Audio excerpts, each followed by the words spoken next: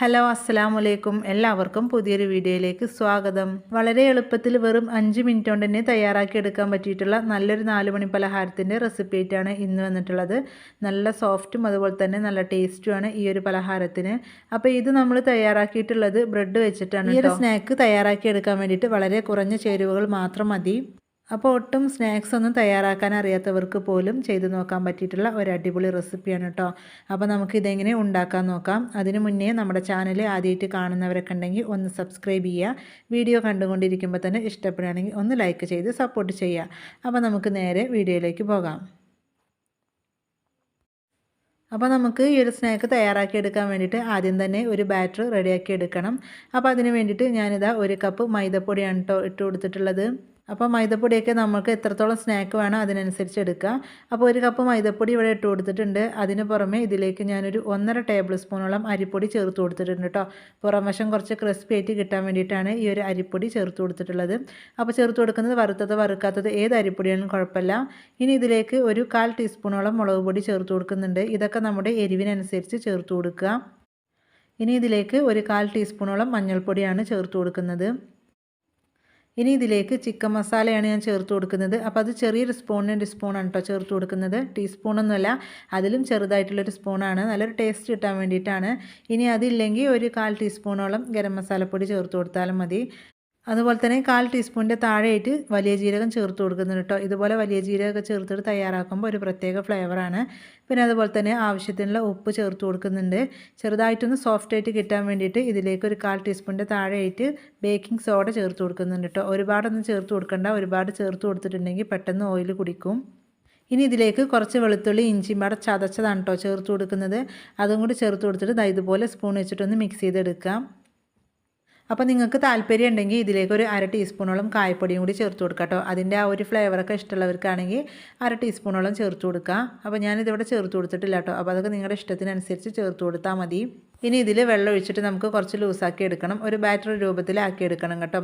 ഒരുപാട് തിക്കായിട്ടും ആക്കരുത്, അതുപോലെ തന്നെ ഒരുപാട് ലൂസും ആക്കരുത്. ദോശമാവിൻ്റെയൊക്കെ ആ ഒരു പരുവത്തിൽ വേണം ഇതാക്കിയെടുക്കാൻ.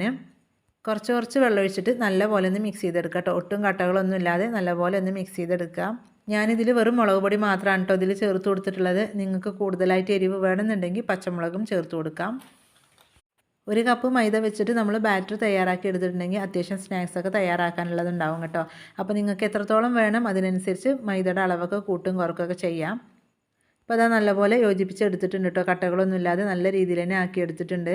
ആദ്യം തന്നെ ഒരുപാട് വെള്ളം ഒഴിച്ച് കൊടുക്കരുത്. കുറച്ച് വെള്ളം ഒഴിച്ചിട്ട് നല്ല രീതിയിലൊന്ന് ആക്കിയെടുക്കുക.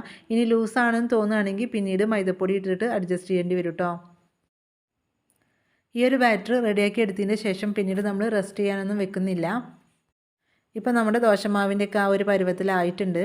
അപ്പോൾ നിങ്ങൾക്കത് കാണുമ്പോൾ തന്നെ അറിയാം എത്രത്തോളം ലൂസാണെന്നുള്ളത്. കണ്ടതാ, ഇതുപോലെ വേണം നമുക്ക് കിട്ടാൻ. ഏറ്റവും അവസാനമായിട്ട് ഞാൻ ഇതിലേക്ക് ചേർത്ത് കൊടുക്കുന്നത് മല്ലിയിലയാണ് കേട്ടോ. മല്ലിയില ചേർത്തിട്ട് നല്ലപോലെ ഒന്ന് മിക്സ് ചെയ്തെടുക്കുക. ഇതിന് പകരം കറിവേപ്പില വേണമെങ്കിലും ചേർത്ത് കൊടുക്കാം. മല്ലിയില ഉണ്ടെങ്കിൽ അത് തന്നെ ചേർത്ത് കൊടുക്കാൻ ശ്രദ്ധിക്കുക. അതാകുമ്പോൾ പ്രത്യേക ടേസ്റ്റാണ് കേട്ടോ. ഈ ഒരു സമയത്ത് ഉപ്പ് നോക്കുക. ഉപ്പ് കുറവാണെങ്കിൽ വീണ്ടും ചേർത്ത് കൊടുത്തിട്ട് നല്ലപോലെ ഒന്ന് ഇളക്കി കൊടുക്കുക. അപ്പോൾ ഞാൻ ഇട്ട് കൊടുത്ത ഉപ്പ് പാകമായിരുന്നു. ഇനി നമുക്കതവിടെ മാറ്റി വെക്കാം കേട്ടോ. ഇനി ഇതിലേക്ക് ആവശ്യമായിട്ടുള്ള ഈ ഒരു ബ്രെഡ് ഒന്ന് കട്ട് ചെയ്തെടുക്കണം. ഞാനിവിടെ ഒരു 7 ബ്രെഡിൻ്റെ അടുത്ത് എടുത്തിട്ടുണ്ട് കേട്ടോ. അപ്പോൾ നിങ്ങൾക്ക് എത്രത്തോളം സ്നാക്ക് വേണം അതിനനുസരിച്ച് ബ്രെഡിൻ്റെ അളവ് കൂട്ടും കുറക്കൊക്കെ ചെയ്യാം. അപ്പോൾ ഞാനിവിടെ ഇതുപോലെയാണ് കേട്ടോ കട്ട് ചെയ്തെടുക്കുന്നത്. അതുപോലെ തന്നെ ഇത് കട്ട് ചെയ്യാതെ വേണമെങ്കിലും ഇത് റെഡിയാക്കി എടുക്കാം കേട്ടോ. കട്ട് ചെയ്തിട്ട് നമ്മൾ തയ്യാറാക്കുമ്പോഴാണ് കഴിക്കാനൊന്നും കൂടി സിമ്പിളായിട്ട് കിട്ടുക. കുട്ടികൾക്ക് കൊടുക്കുമ്പോൾ ഒരുപാട് വലുപ്പത്തിൽ കൊടുക്കുന്നതിനേക്കാൾ നല്ലത് ഇതുപോലെ ഒന്ന് കട്ട് ചെയ്തിട്ട് കൊടുക്കുന്നതാണ്. ഏത് ഷേപ്പിൽ വേണമെങ്കിലും കട്ട് ചെയ്യാം കേട്ടോ. ഇനി ഇങ്ങനെയല്ല, നിങ്ങൾക്ക് കുറച്ച് നീളത്തിലാക്കിയിട്ടാണ് കട്ട് ചെയ്തെടുക്കേണ്ടത് വെച്ചെങ്കിൽ 3-4 പീസാക്കിയിട്ട് അങ്ങനെ വേണമെങ്കിലും കട്ട് ചെയ്തിട്ട് എടുക്കാം. ഈ ഒരു പലഹാരം തയ്യാറാക്കാനായിട്ട് ഒരുപാട് സോഫ്റ്റ് ആയിട്ടുള്ളൊരു ബ്രെഡ് ഉണ്ടാവും. അത് എടുക്കരുത് കേട്ടോ. ഒരു മീഡിയം ലെവലിലേക്ക് സോഫ്റ്റ് ആയിട്ടുള്ള ബ്രെഡ് മാത്രം എടുത്താൽ മതി. നല്ല സോഫ്റ്റ് ആയിട്ടുള്ളത് എടുക്കുകയാണെങ്കിൽ പിന്നീട് നമ്മൾ ഫ്രൈ ചെയ്യുന്ന സമയത്ത് ചിലപ്പോൾ പൊട്ടിപ്പോവും. അപ്പോൾ ഞാൻ എടുത്തിട്ടുള്ളത് അത്യാവശ്യം ചെറിയ രീതിയിലൊരു ഹാർഡാണ്, എന്നാൽ കുറച്ച് സോഫ്റ്റ് ആണ് കേട്ടോ. അങ്ങനത്തെ ബ്രെഡാണ്. നല്ല സോഫ്റ്റ് ആയിട്ടുള്ളതല്ല. ഇപ്പോൾ ഇതാ ബ്രെഡൊക്കെ ഒന്ന് കട്ട് ചെയ്തെടുത്തിട്ടുണ്ട്. ഇനി നമുക്കിത് ഫ്രൈ ചെയ്തെടുക്കാം. അപ്പോൾ നമുക്കിത് ഫ്രൈ ചെയ്യാൻ ആവശ്യമായിട്ടുള്ള ഓയിൽ ഇവിടെ ചൂടാക്കി എടുത്തിട്ടുണ്ട് കേട്ടോ. ഹൈ ഫ്ലെയിമിലിട്ട് നല്ലപോലെ ചൂടാക്കി എടുത്തിട്ടുണ്ട്. എന്നിട്ട് മീഡിയം ടു ലോ ഫ്ലെയിമിലേക്ക് ഇട്ട് കൊടുക്കുക. എന്നിട്ട് കട്ട് ചെയ്ത് വെച്ചിട്ടുണ്ടായിരുന്ന ആ ഒരു ബ്രെഡിൻ്റെ പീസ് എടുത്തിട്ട് നല്ലപോലെ മാവിലൊന്ന് ഡിപ്പ് ചെയ്തെടുക്കുക കേട്ടോ. എന്നിട്ട് ചൂടായ ഓയിലേക്ക് ഇട്ട് കൊടുക്കുക. ഏറ്റവും ലോ ഫ്ലെയിമിൽ ഇട്ട് കൊടുക്കരുത്, അതുപോലെ തന്നെ ഹൈ ഫ്ലെയിമിൽ ഇട്ട് കൊടുക്കരുത് കേട്ടോ. ഹൈ ഫ്ലെയിമിൽ ഇട്ടിട്ടുണ്ടെങ്കിൽ പെട്ടെന്ന് കരിഞ്ഞു പോകും. ലോ ഫ്ലെയിമിൽ ഇട്ട് കൊടുത്തിട്ടുണ്ടെങ്കിൽ ഓയിൽ നല്ലപോലെ കുടിക്കും. ഇപ്പോൾ അതാ ഒരു സൈഡ് ആയി കിട്ടിയിട്ടുണ്ട്, തിരിച്ചിട്ട് കൊടുക്കാം. മീഡിയം ടു ലോ ഫ്ലെയിമിൽ ഇട്ടിട്ട് ഇത് തയ്യാറാക്കി എടുക്കുമ്പോൾ 1 മിനിറ്റ് മാത്രം മതി കേട്ടോ. അപ്പോഴേക്കും 2 സൈഡും കുക്കായിട്ട് കിട്ടും. ഒരു സൈഡ് ആയിട്ട് നമ്മൾ തിരിച്ചിട്ട് കൊടുത്തിട്ടുണ്ടെങ്കിൽ പിന്നെ ആ ഒരു സൈഡും ആയിക്കഴിഞ്ഞാൽ വീണ്ടും നമ്മളൊന്ന് തിരിച്ചിട്ട് കൊടുക്കണം കേട്ടോ. അങ്ങനെ 1-2 തവണ തിരിച്ചും മറിച്ചിട്ടിട്ട് ഇത് കുക്ക് ചെയ്തെടുക്കാം.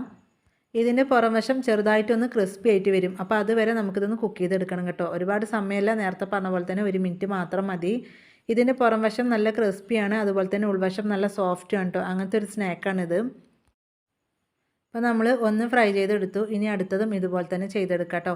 ഈ ഒരു സമയത്ത് ഒരുപാട് ഓയിൽ ചൂടായിക്കുകയാണെങ്കിൽ ഏറ്റവും ലോ ഫ്ലെയിമിലേക്ക് ഇട്ട് കൊടുക്കുക. അതിനുശേഷം മീഡിയം ടു ലോ ഫ്ലെയിമിൽ ഇട്ടിട്ട് ഫ്രൈ ചെയ്തെടുക്കുക. ഇതിൽ നമ്മൾ മഞ്ഞൾപ്പൊടിയൊക്കെ ചേർത്ത് കൊടുത്തുകൊണ്ട് തന്നെ ഒരു പ്രത്യേക കളറൊക്കെ ഉണ്ട് കേട്ടോ ഇതിന്. വൈകുന്നേരം നമ്മൾ ചായയുടെ കൂടെയൊക്കെ കഴിക്കാൻ പറ്റിയിട്ടുള്ള ഏറ്റവും സിമ്പിളായിട്ടുള്ളൊരു സ്നാക്കിൻ്റെ റെസിപ്പിയാണ് കേട്ടോ ഇത്. അതായത് ചായയൊക്കെ തിളക്കുന്ന സമയം കൊണ്ട് നമുക്ക് സ്നാക്ക് റെഡിയാക്കി എടുക്കാമെന്ന് പറയില്ല, അതേപോലെയാണ് കേട്ടോ. അത്ര സമയം മാത്രം മതി നമുക്കിത് റെഡിയാക്കി എടുക്കാൻ. അപ്പോൾ ബാക്കിയുള്ളതെല്ലാം തന്നെ നമുക്ക് ഇതേപോലെ ഒന്ന് ഫ്രൈ ചെയ്തെടുക്കാം. അപ്പോൾ അതാ മുഴുവനായിട്ടും ഇവിടെ ഫ്രൈ ചെയ്തെടുത്തിട്ടുണ്ട്. നമ്മുടെ സ്നാക്ക് ഇവിടെ റെഡി ആയിട്ടുണ്ട്. അപ്പോൾ ബ്രെഡ് കൊണ്ട് ഇതേപോലെ ചെയ്ത് നോക്കിയിട്ടില്ലെങ്കിൽ തീർച്ചയായും ഒരു തവണ ചെയ്ത് നോക്കുക കേട്ടോ. നല്ല ടേസ്റ്റാണ്. ഒരു തവണ ചെയ്ത് നോക്കിയിട്ടുണ്ടെങ്കിൽ തീർച്ചയായും പിന്നെ നിങ്ങൾ ഇതുപോലെ ചെയ്ത് നോക്കുള്ളൂ കേട്ടോ. അത്രയ്ക്ക് നല്ല ടേസ്റ്റാണ്. അപ്പോൾ ഞാൻ നേരത്തെ പറഞ്ഞ പോലെ തന്നെ പുറംവശം നല്ല ക്രിസ്പിയാണ്, അതുപോലെ തന്നെ ഉൾവശം നല്ല സോഫ്റ്റുമാണ് കേട്ടോ. ബ്രെഡ് വെച്ചിട്ട് തയ്യാറാക്കിയെടുക്കാൻ പറ്റിയിട്ടുള്ള ഏറ്റവും സിമ്പിളായിട്ടുള്ള ഒരു അടിപൊളി റെസിപ്പിയാണ്. അപ്പോൾ ഇത്രയുള്ളൂ നമ്മുടെ ഇന്നത്തെ ഒരു വീഡിയോ ഇഷ്ടപ്പെട്ടാൽ ഒന്ന് ലൈക്ക് ചെയ്യുക, അതുപോലെ തന്നെ നിങ്ങളുടെ അഭിപ്രായങ്ങൾ അറിയിക്കുക, ഫ്രണ്ട്സിനും ഫാമിലിക്കും ഷെയർ ചെയ്ത് സപ്പോർട്ട് ചെയ്യുക.